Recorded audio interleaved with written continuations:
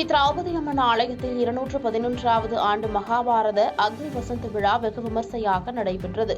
திருவண்ணாமலை மாவட்டம் மங்கலம் கிராமத்தில் அமைந்துள்ள ஸ்ரீ திரௌபதி அம்மன் ஆலயத்தில் 211வது ஆண்டு மகாபாரத அக்னி வசந்த விழா கடந்த 1ஆம் தேதி தொடங்கி 7வது நாளான பக்காசூரன் பல்வேறு கிராமங்களுக்கு எருமை மாட்டு வண்டியுடன் சென்று சாதம் வாங்கிக் கொண்டு குளக்கரையில் சாதம் வாங்கும் நிகழ்ச்சி விமர்சையாக நடைபெற்றது. இதில் ஏராளமான பொதுமக்கள் கலந்து கொண்டு சாதத்தை வாங்கி சாப்பிட்டனர். முன்னதாக அதிகாலை நடை திறக்கப்பட்டு சுவாமிக்கு சிறப்பு அபிஷேகம், ஆராதனைகள் நடைபெற்றது. இந்நிகழ்ச்சி ஏற்பாடுகளை கோயில் தர்மகர்த்தா, விழாக்குழு தலைவர் உள்ளிட்டோர் செய்திருந்தனர்.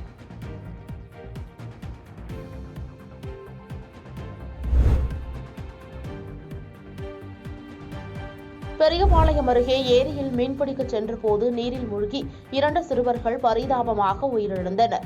திருவள்ளூர் மாவட்டம் பெரியபாளையம் அடுத்த மெய்யூர் கிராமத்தைச் சேர்ந்தவர் கூலி தொழிலாளியான ராஜீவ்காந்தி. இவரது மகன் வெற்றி 4ஆம் வகுப்பு படித்து வருகிறார். அதே பகுதியைச் சேர்ந்த பிரேம் என்பவரது மகன் கவின் 2ஆம் வகுப்பு படித்து வருகிறார். இந்நிலையில் சிறுவர்கள் இருவரும் அப்பகுதியில் உள்ள ஏரியில் மீன்பிடிப்பதற்காக சென்றபோது நீரில் மூழ்கியுள்ளனர். இதனை பார்த்த ஒருவர் அதிர்ச்சி அடைந்து சிறுவன் ஒருவனின் தந்தைக்கு செல்போன் மூலம் தகவல் கொடுத்ததை தொடர்ந்து கிராம மக்கள் நீரில் மூழ்கிய சிறுவர்களை மீட்டு திருவள்ளூர் அரசு மருத்துவமனைக்கு கொண்டு சென்றனர்.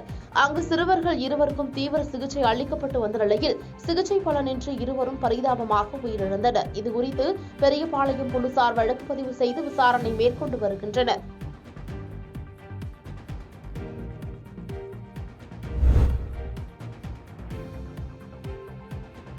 திண்டுக்கல் மாவட்டம் கன்னிவாடி சாலையில் தேர்தல் பிரச்சாரத்தில் ஈடுபட்டதால் போக்குவரத்து பாதிப்பு ஏற்பட்டது.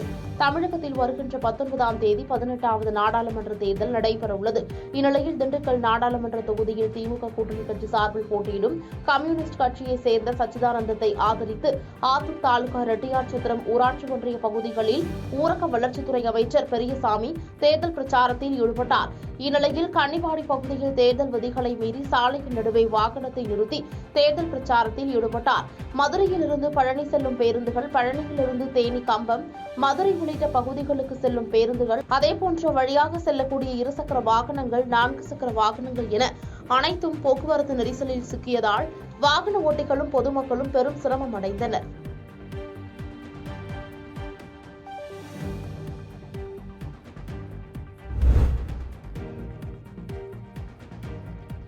விருதுநகர் நாடாளுமன்ற தொகுதி காங்கிரஸ் வேட்பாளர் மாணிக்கம் தாக்கூரை ஆதரித்து முக்குளத்தூர் புலிப்படை நிறுவனர் கருணாஸ் தேர்தல் பரப்புரை மேற்கொண்டார்.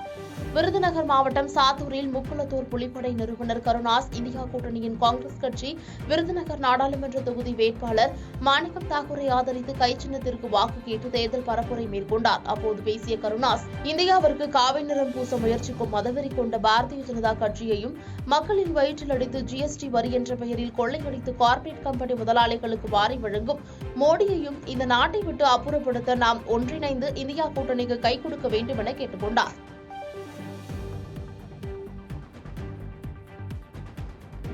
பாதகம் செய்பவரை கண்டால் நாம் பயங்கொள்ளலாகாது பாப்பா, மோதி மிதித்து விடு பாப்பா, அவர் முகத்தில் உமிழ்ந்து விடு பாப்பா.